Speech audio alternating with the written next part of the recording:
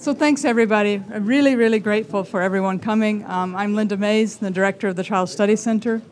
And I just want to say on behalf of the Child Study Center that all of us are so honored that you've come out this morning to help us celebrate this new space. This new building gives us the opportunity to unite our programs that serve children and families, whether they be in the clinical setting, in the schools, in the community, and to one integrated collaborative space that sets the bridge then seamlessly with our research space at South Frontage.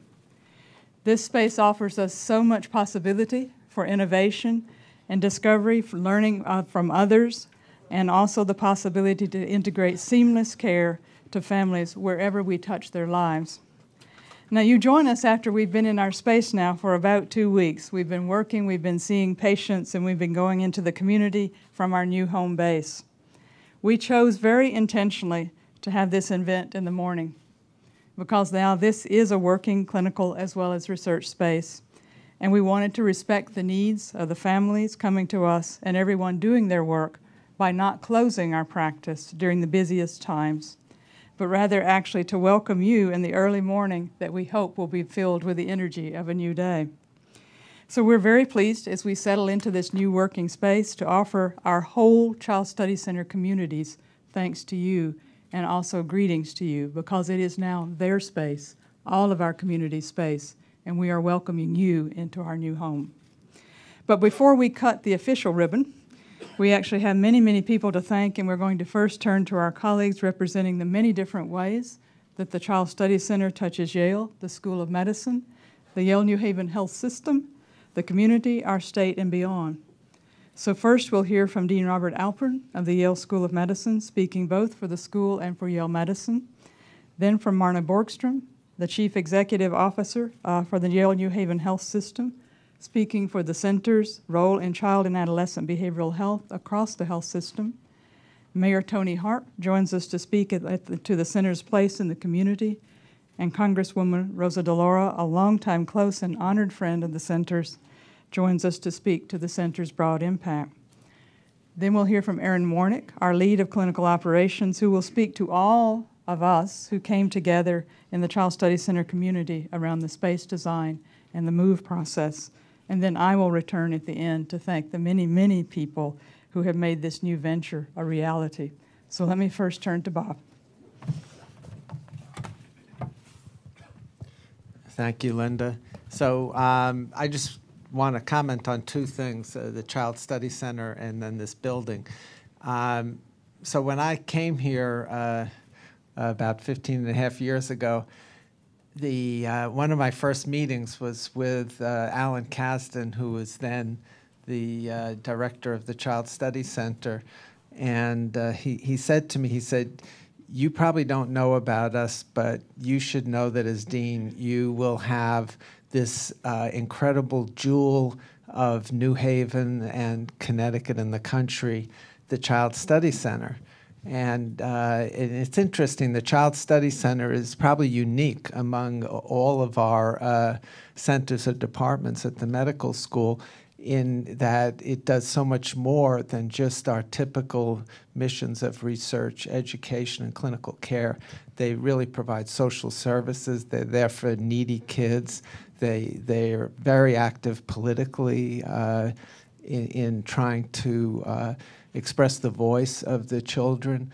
And they have so many different services, and they're there whenever any catastrophe has occurred anywhere in the state or further that affects children. And so it's really been a pleasure. I have to say I've spent most of my time as dean trying to truly understand the scope of the Child Study Center. But someday. I just also wanted to comment on this building. For those of you who may know or don't know, this was a building that the telephone company used for telephone lines, and it had almost no windows, and it looked like a bunker. If there was ever a nuclear war, this was the building you wanted to be in. And when it was up for sale, we had to decide whether to buy it. The location was just incredible, so we just said, how could we not buy this? but it was hard to imagine that it could be turned into something that would look really nice. But the architects at the school and people said, yeah, we can do this. It will be really nice. And so I have to say, coming here today, it did turn out really nice. As a matter of fact, it came out much nicer than I ever thought it could come out. So I guess I won't take credit for knowing how nice it was going to look.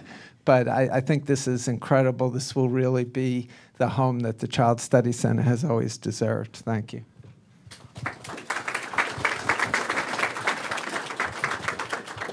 Well, thank you, Linda, and I am honored to have been asked to join you. And Bob and I didn't rehearse, but I also just was thinking about two thoughts I had about this. One is the relationship between the Yale New Haven Hospital and the health system and the Yale University School of Medicine. I'm practically a fossil. I've been here over 40 years, and I remember doing the first certificate of need for the inpatient, the first inpatient child psychiatry unit, and it was inpatient is the hospital's purview, outpatient is the medical school, so you do your thing and we move on.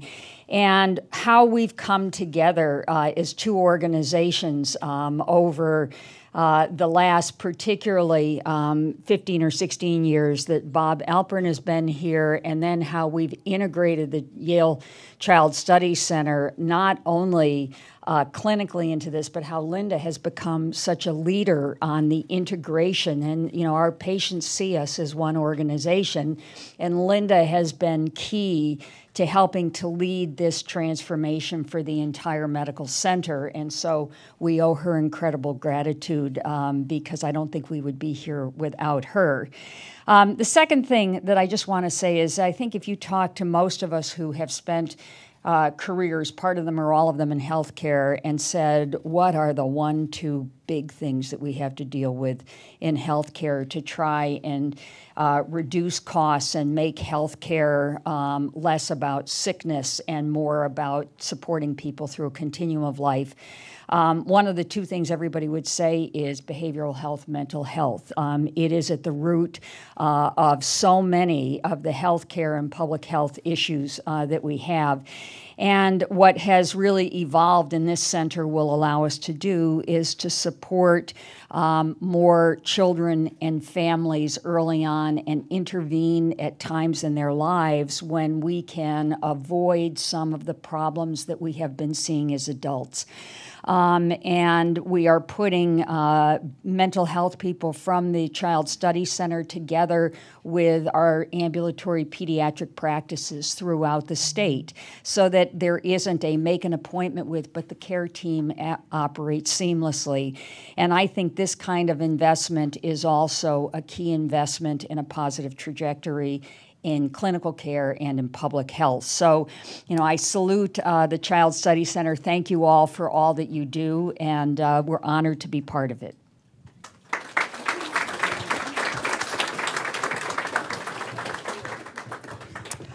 Thank you very much, and good morning to everybody. It's really an honor and a privilege to be here.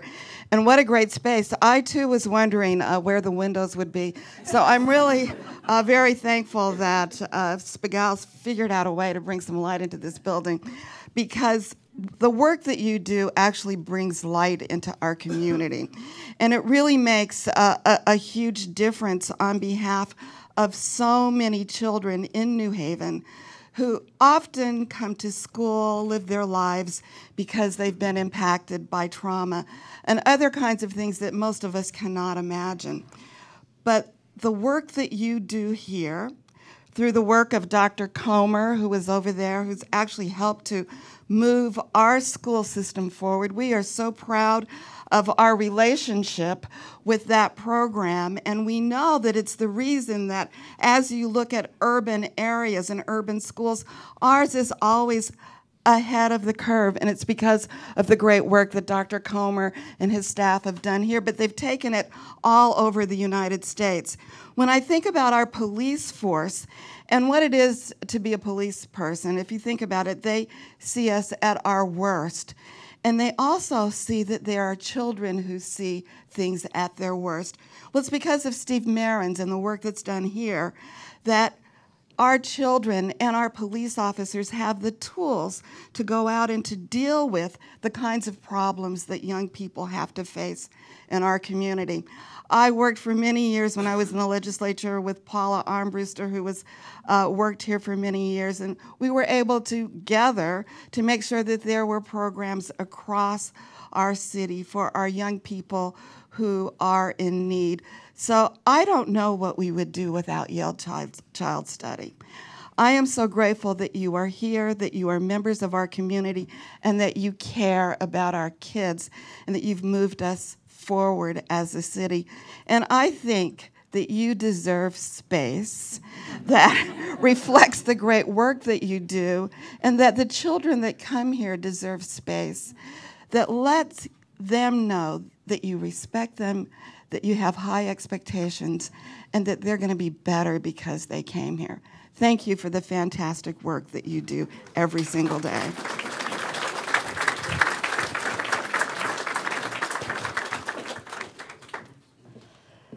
Good morning, and thank you all. We're crowding into this beautiful, wonderful space here this morning, and what an honor for me to be here. And I just a little anecdote. I really feel very proprietary about Yale Child Study because this goes back a lot of years. You know, I'm a townie, born and raised in this city, and at age 2, now I don't remember this, but it's been passed on to me that my folks decided that it was important for me to be evaluated by the Gazelle Institute. And I just want you to know that they said I performed like age 4, so I'm very pleased to be associated with an institution that thought that I had some promise. So I thank you all very, very, very much. True story. So to you, Dr. Mays, and it's wonderful to be here with all of you. But Dr. Mays, I want to just say a thank you to you. Under your leadership, you continue to improve the mental health of our children, our families. This is an extraordinary institute, and the integration of clinical practice, professional training. You transform the lives of children and our families in this space. And Dean Alpern, honored to be with you and Marna, Mayor, Aaron, and others. I see in the corner there Jean Adnapose, who I've known for years, who has been a fixture at this institution. And I too want to just tip my hat to several people. Dr. Marins has been mentioned, director of the National Center for Children Exposed to Violence, Childhood Violent Trauma Center. Steve and I have worked so closely together over the years on tragic trauma incidents, whether it was 9/11, Columbine, Newtown. Most recently, with the administration's family separation policy on our southern border. And Linda, we were together with Dr. Marins just last June. And and I had just returned from the border. It was my first visit. I'd been back several times. But both Dr. Mays, Dr. Marins spoke about the trauma of the separation of a child from their family. And it is, and the more you dig into what has happened there, the more in terms of your profession that you are speaking out of what we have done on our watch to these children, which I have labeled actually government-sponsored child abuse. And we should not be involved in government-sponsored child abuse.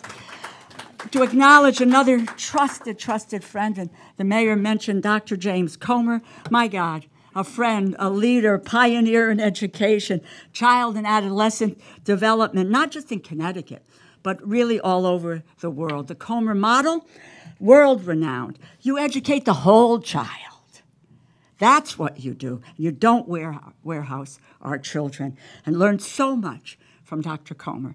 And for me, today is very special to be a part of this ceremony and an opening. This is a wonderful, beautiful facility. Wow, stunned. I didn't know what I was expecting, but this is, pretty much out of sight. To quote our kids, it's awesome, guys. It really is. But what it is, it's not the bricks and mortar and and the space, but it really is the different areas of expertise gathered here with a unified goal of caring for the whole child. And now you'll be able to bring that together in one facility. Child Study Center cares for 3,000 families annually, 60,000 clinical visits per year. While the visits are scattered at 3 different sites across New Haven, this facility will improve access, enhancing patient experience, and promoting clinical collaboration. And while the address changes, Yale Child Study Center remains as committed as ever to ensuring every child has a chance to succeed, regardless of their family's financial circumstances. And you bring that level of expertise and dedication to a range of issues that so often don't receive that level of attention. You have stood up. You've stood up for the principle long before it became fashionable that given the chance, every child in America can learn and can succeed. So that's what you will do and continue to do at this facility. Study after study has shown that the earliest childhood experiences are essential and supportive environments are critical for long-term outcomes for our kids. For children to thrive and our nation to stay competitive, we have to support their development, their families, and their health with public policies that make a difference. Let me be personal for a moment. I grew up within the Yale Child Study Center. You are so much a part of who I am and my professional life and experience. You have really intertwined for me my job, my work, with working with children and families. I have had the opportunity and have been honored to work with the giants of science of the whole child. Your science has always been behind what I can do, and it has always informed what I do. And I think about it, and I know I won't mention everyone, but Dr. Albert Solnit, Donald Cohen, who I first worked with when he was, it was a 7-day war, and I saw Israeli children with gas masks, and I picked up the phone and called Donald and said, these children must be experiencing unbelievable trauma. And he was engaged and involved in what was happening in Israel. How are you, sweetheart? Nice to see you. Great to see you. And he was just a pioneer in what was happening to children who witness violence. I've talked about Jim Comer. Ed Ziegler was associated, the father of Head Start, family resource centers. I've talked about Steve Marins. The mayor spoke about community policing. When you saw those crusty, burly law enforcement folks sitting with clinicians and figuring out what was going on, and David Hartman can attest to that too, who works with me. It was reality for the city of New Haven. And Dr. Mays, thank you. Thank you for what you are doing to carry on this tradition. And let me just say, I have today the honor of chairing. I know I'm going on, but you've got to understand. You've got to understand what you do and what difference it makes. I am blessed with the opportunity to chair the Appropriations Subcommittee on Labor, Health, Education, and Human Services. And this year the House passed, and understand I am not talking about this of being self-serving, please. But what we did, we passed a bill out that includes $260 million for social emotional learning initiatives to support the whole child approach to education. That we learned, that initiative was inspired by James Comer. We provided $7 million for the National Child Traumatic Stress Initiative. It improves behavioral health services, interventions for children and adolescents exposed to traumatic events. That comes directly out of the network that we can fund. And what we did was we put in money specifically because of the efforts that you have pointed out of what is happening to children in Puerto Rico, what is happening to children at the border with what they are experiencing, what is going on with Native American children on tribal lands. You have brought all that to light. And when I think of Ed Ziegler, it was important to say we need $4 billion to deal with early childhood education and $2.5 billion for Head Start to help to make a difference for our kids. Again, and I was able, with the help of folks here, to establish something called the Bipartisan Congressional Baby Caucus that focuses in on infants and toddlers. That comes out of what you have worked on and what you have taught us and what is important for us to spend our time, our money, and our resources on. That's where our federal dollars should go. Mental health services, community schools, all of these efforts. Now I'm going to ask you, as I say, I'm not doing this to be self-serving. Please, you know me. But it is all of what you have shared with me over the years of the direction that this country should go in. We are going to begin to negotiate with the United States Senate in a very short period of time. I'm going to fight for every dollar, but I'm asking every single person in this room to fight with us so we maintain the funding levels that we have in the House bill. Yale Child Study is a unique entity. You advance the well-being of children in so many different ways: basic research, genetic, neurobiological disorders. You train clinicians around the world. I can only say to you very, very personally, thank you for what you are doing. You are transforming the lives of our children. You are working with their families so that they can cope and make their way. And you are teaching those of us who serve in public life, like the mayor and myself, of what direction our public policy initiatives should take. Thank you so, so much. God bless you, and I'm so honored to be here with all of you today.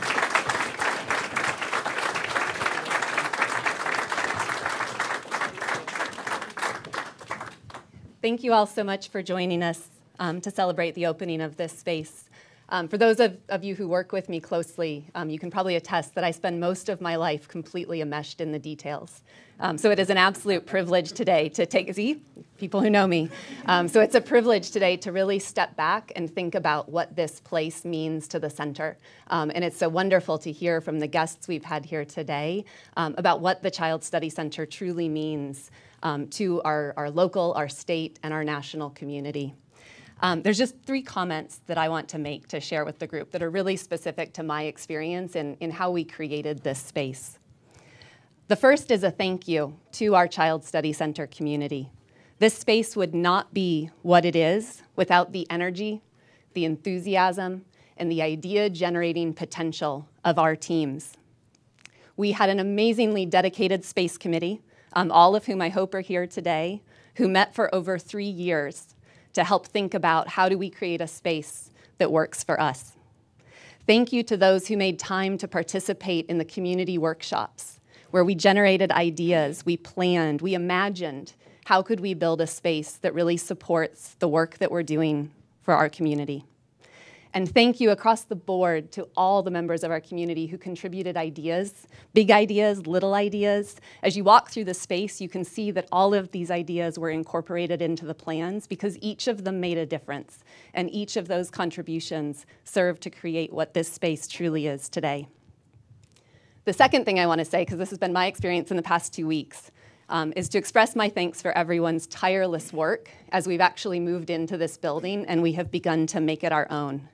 I have been in absolute awe of the teamwork, the flexibility, the positivity that I have observed as we have been in the midst of this really tremendous change for our community.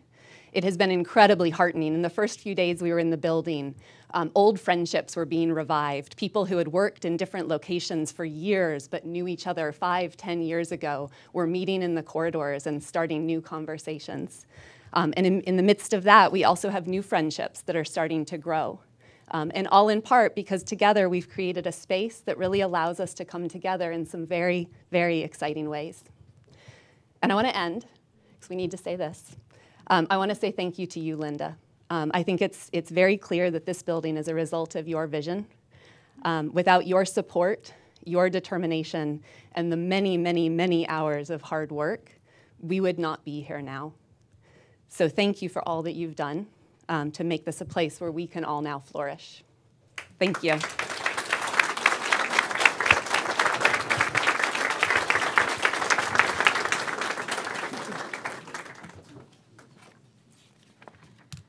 So thanks, everyone. And we have a number of other people to thank, but I especially want to thank Marna and Bob and the mayor and Rosa. Really thank you for helping us kick this off.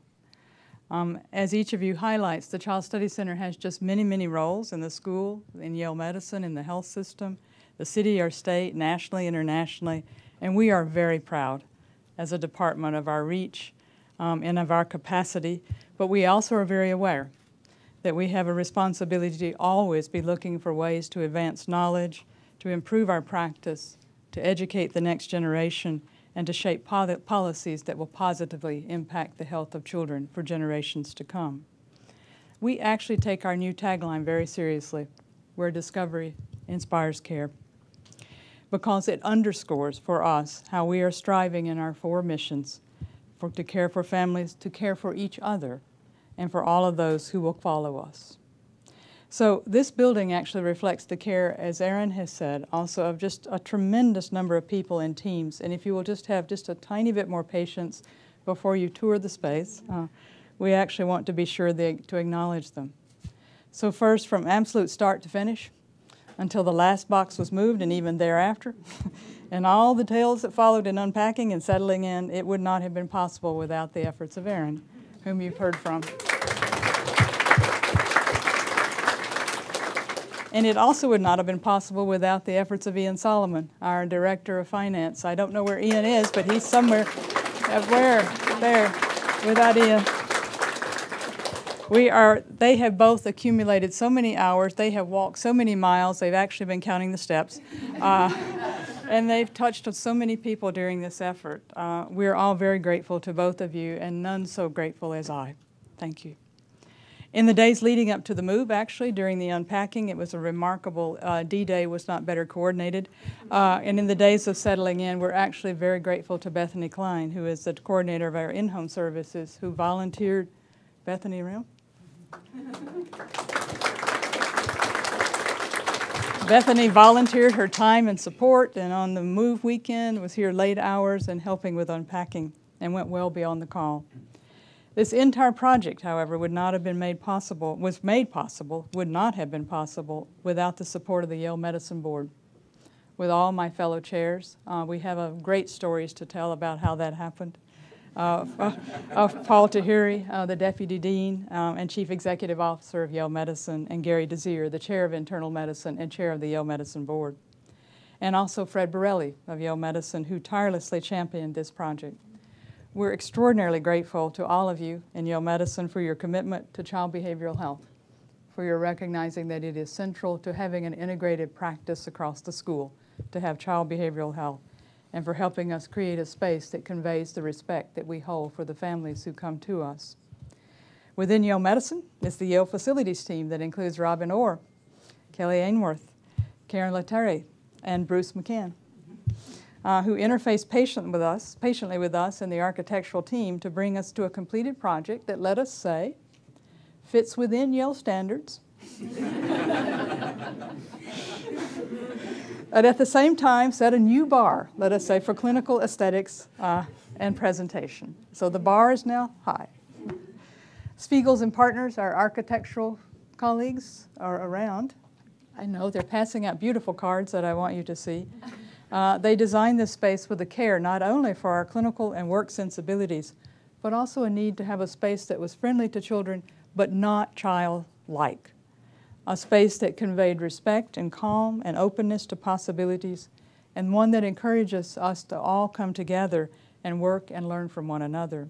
So Lynn Brotman, Brian Stankiewicz, and Chris Boxtel from Spiegels, they generously included and listened, as you've heard from Erin, to our Child Study Center community, incorporated their suggestions as often as they could, and they gave us a space that actually exceeds our imagination, that it came out of their imagination.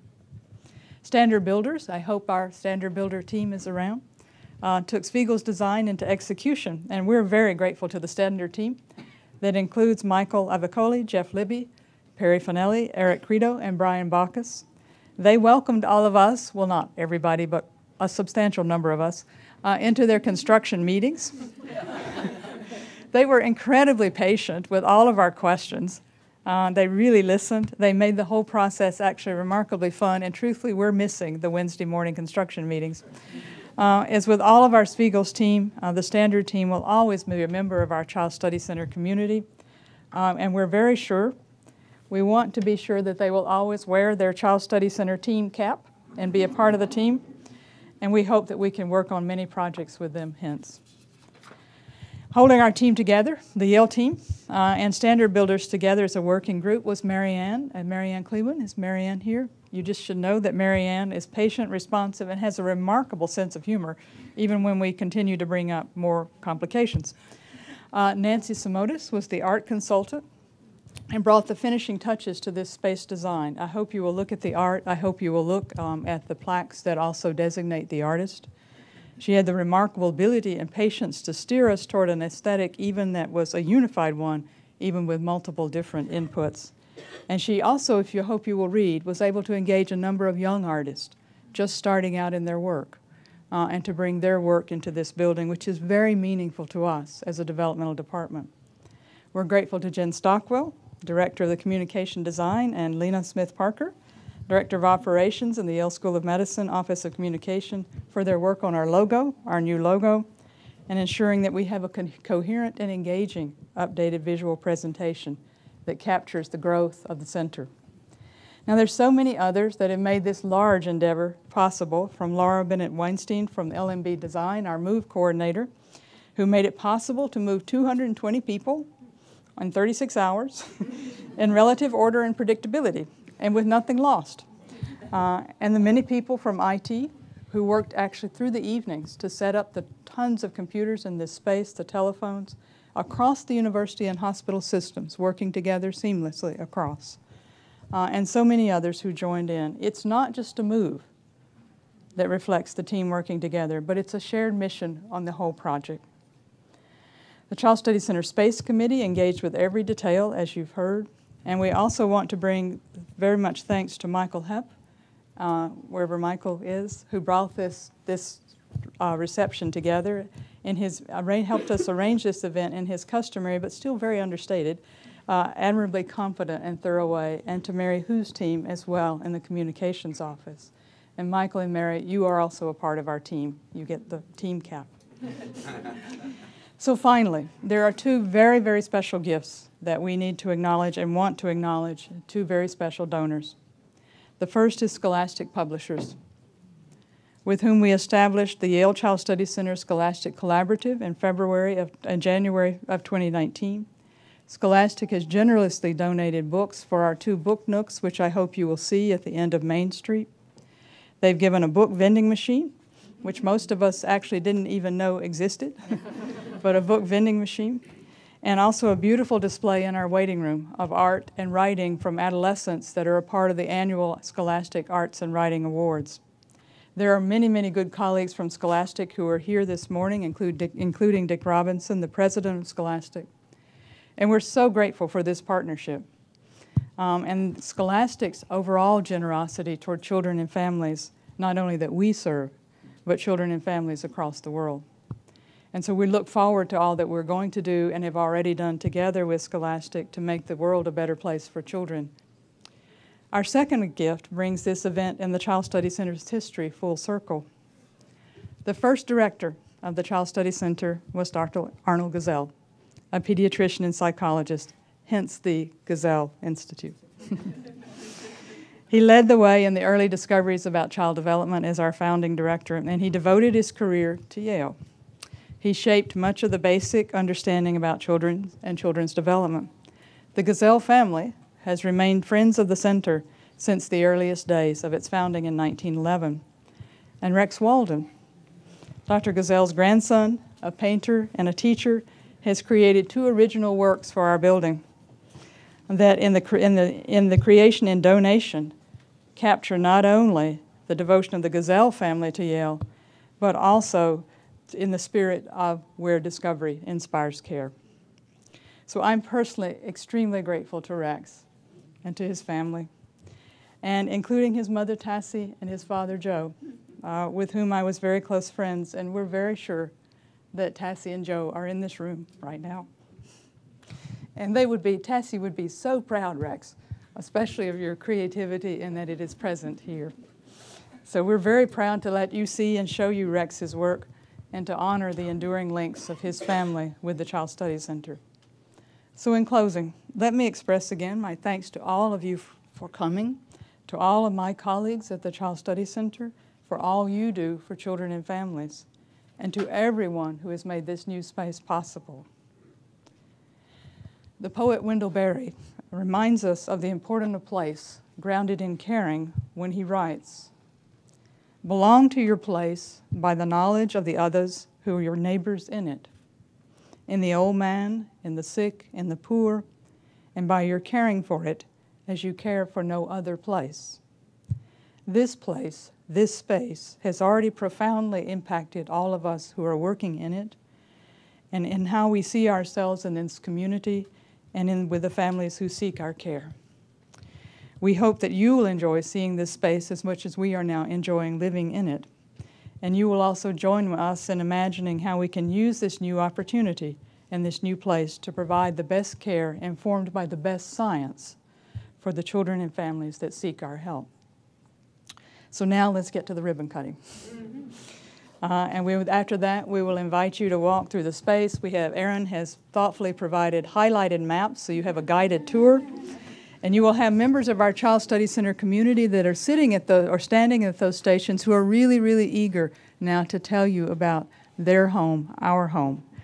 So may I ask the speakers, as well as Ian Solomon, Paul Tahiri, and Gary Desir, if he's here, to come forward to cut the ribbon with us.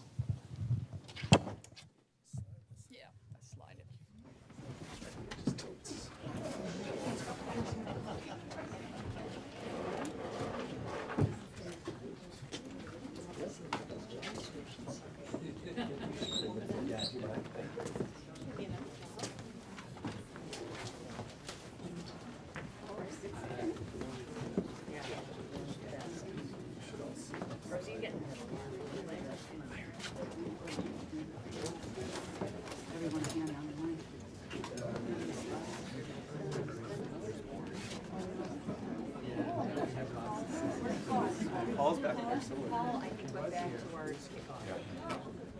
Oh, careful.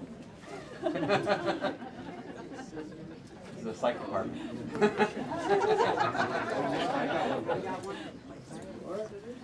Linda needs scissors. Yes, sorry.